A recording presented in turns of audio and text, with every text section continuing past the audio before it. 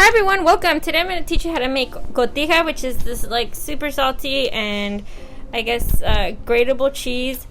We're going to start with the almond flour. I already added a cup and a half into my food processor, and then to that I'm going to add some nutritional yeast. I added about, I think, 2.5 tablespoons. It looks like more, but it's actually 2.5 tablespoons. It's just I was using half a tablespoon to measure. And then this is going to add, that cheesy flavor, and then to give it that like extra oomph, I'm gonna add some lactic powder. I use this lactic acid powder, I use this in all of my vegan cheeses. It just gives it that tang that you like, that you associate with milk. I add it to my queso fresco, I add it to my melty cheese.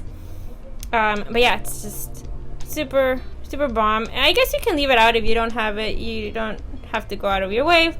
Just replace it with some nutritional yeast. And then we're going to add some salt. I also like my cotija to be pretty salty, so I added about a teaspoon of salt. You can add less if you want. And now we're just going to pulse it and make sure it mixes well. If you see that it's not mixing well, you can go in and give it some help. I went in with my little spoon and I helped it out a little bit. And then that's it. We're just going to pulse it again and leave it to the side. We're going to work on our agar mixture. Here I have my agar, which is a gelling agent, with some warm, pretty hot actually, coconut oil. You want it to be really hot so that the agar can activate. This is the agar that I'm using, and then this is the coconut oil that I am using. It has to be refined coconut oil, so it doesn't taste coconutty, so remember that. Very important. Okay, and so once that is like piping hot, we are going to put this into our food processor. Mix it. I'm just trying to mix it here. But yeah, we're just gonna add it to a food processor and pulse it a couple of times until it's evenly dispersed.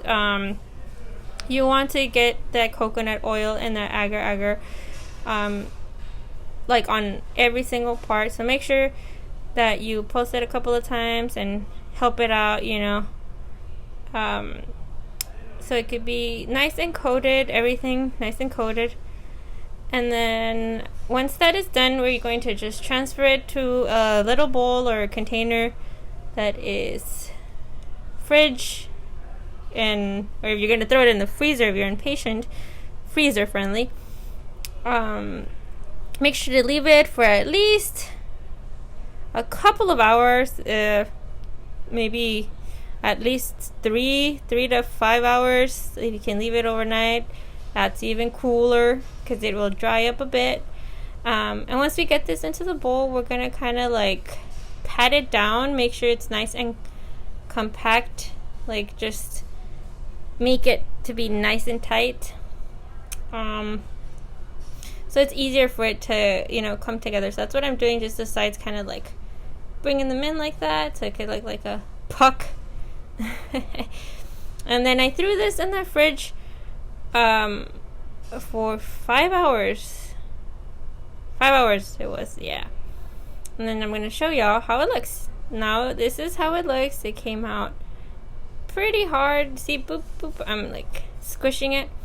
And then I decided I wanted to eat some enfrijoladas, so I made some.